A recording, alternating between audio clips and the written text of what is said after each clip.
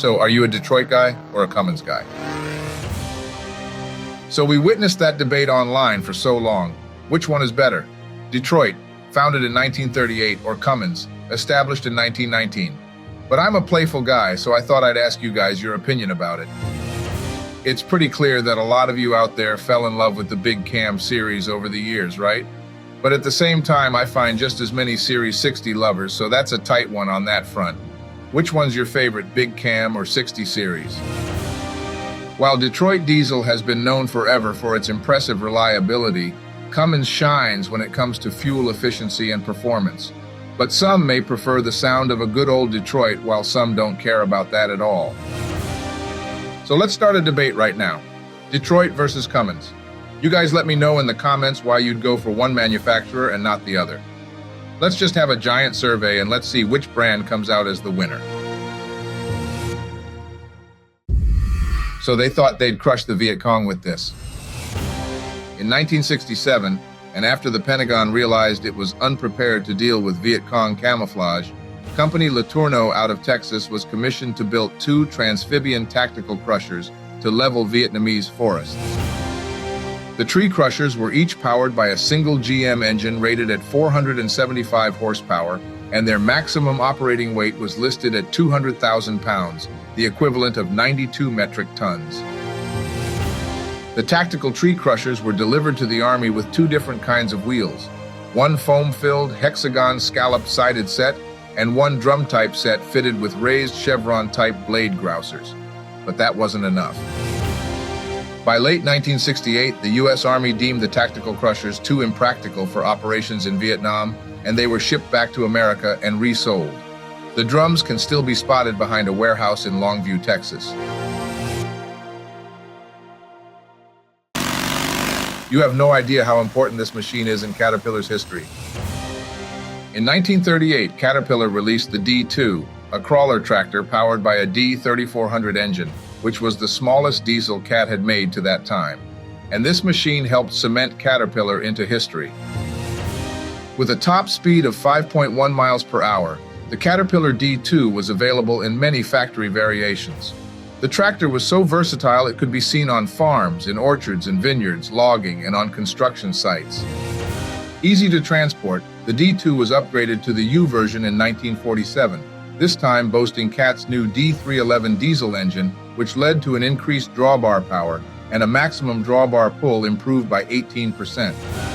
After going through another major makeover in 1953, the Caterpillar D2 was discontinued in 1957.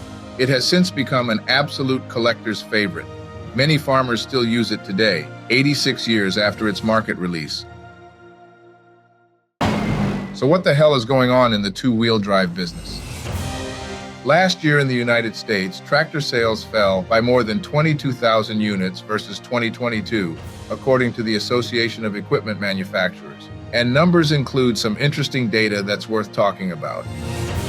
On the four-wheel drive front, sales increased by 31.7% compared to the previous year. A total of 4,500 units were sold for the full 2023 calendar year versus 3,400 in 2022. On the two-wheel drive front, things are a bit different. Lower horsepower tractor sales went down by more than 10%, while the 40 to 100 horsepower segment crashed by more than 9% compared to 2023. In the 100-plus horsepower category, the two-wheel drive market remained strong with an increase in sales by 5.2%. A total of 245,701 two-wheel drives were sold in 2023. Let's take a minute to appreciate this machine.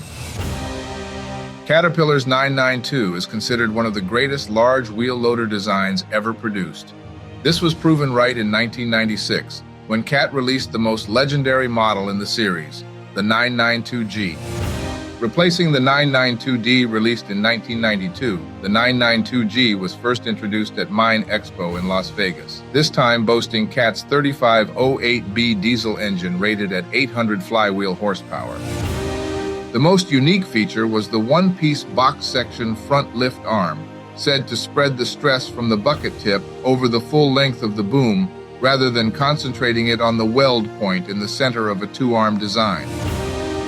With an operating weight of 101 tons, the 16-yard Caterpillar 992G stayed in the lineup for a decade before being discontinued in 2007. This is the definition of an industry's classic. Hey, would you say this is genius or just plain stupid? In November 2019, a custom truck sold at auction in Saudi Arabia for $12 million US. Nicknamed Thor 24, the semi-truck took 7 years to complete and is known as the world's most powerful big rig. Built out of a '84 Peterbilt 359, the truck was stretched to measure 44 feet long. Two 12-cylinder Detroit engines with 12 superchargers were mounted to produce a blistering 4,000 horsepower. Able to reach a top speed of 130 miles per hour, Thor 24 weighs 32,000 pounds, and everything on the bottom side was designed with meticulously crafted chrome-plated or polished aluminum performance parts. With 7 video screens inside the cab, the truck is more reminiscent of a top fueler drag racer rather than something used to haul freight. So what's your opinion about it? Genius or plain stupid? Let me know in the comments. So who still runs a Case 1694 out there? The 1694 was a utility tractor released by Case in 1985. Part of the 94 series of tractors, the 1694 was equipped with a Case 6-cylinder diesel engine rated at 112 horsepower. The sublime 1694 tractor came out at a critical time for the brand, as David Brown disappeared with the introduction of the 94 series, and a new Case IH corporate identity was formed from 1985. Highly appreciated by farmers and known to be a pretty tough piece of iron, the good old Case 1694 tractor was made available with a special kind of transmission called HydroShift, with 12 forward and 4 reverse gears. In '88, the 1694 was officially discontinued after being part of one of the most pivotal eras in the brand's history. So who's lucky enough to run one of these still? Make sure to let us know in the comments down below. Volvo-BM wasn't just great construction equipment. In 1970, Swedish manufacturer BM Volvo discontinued its successful 51 horsepower T600 tractor to replace it with something bigger and potentially better. And so the model T650 was born. Powered by Volvo's 4-cylinder diesel engine rated at 73 horsepower, the two-wheel drive 650 was mainly designed for the European market. However, it was sold in Canada as the Co-op Implements T650. In 1973, BM Volvo became Volvo-BM. The same year, the manufacturer decided to launch an economical version of the tractor with fewer features, but offering to customers a highly requested 4-wheel drive option. In 1982, the 3.8 metric ton T650 tractor was discontinued after a total of 26,120 units were produced. It is still remembered as one of Volvo-BM's greatest tractors,